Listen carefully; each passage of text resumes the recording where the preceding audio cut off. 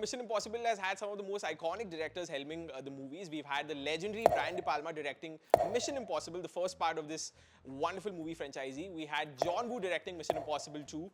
We had J.J. Abrams directing Mission Impossible 3.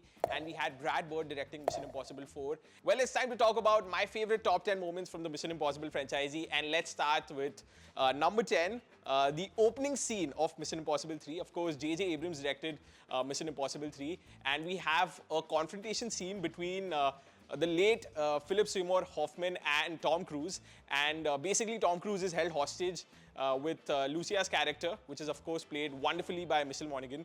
Well, we have Philip Seymour Hoffman and his character Davian, who's threatening Tom Cruise to kill him if he doesn't tell him where the pigeon's foot is. And it's a really menacing scene. Tom Cruise is really acting with his eyes, and the way it's directed, there's so much of tension. Well, coming up next, I have to talk about one of my favorite moments from Mission Impossible Fallout. This movie, of course, has Henry Cavill in it, and there's a wonderful bathroom fight scene where we see Henry Cavill loading his arms and brawling in the bathroom like no one's business. This is one of my favorite moments for this very franchise, and let's move forward to the 8th favorite moment of mine from this very franchise. Let's do that. Well, my 8th favorite moment from this very franchise is that of Tom Cruise running on the rooftop in Mission Impossible Fallout. We, of course, have Benji, who's giving him navigation like he always does.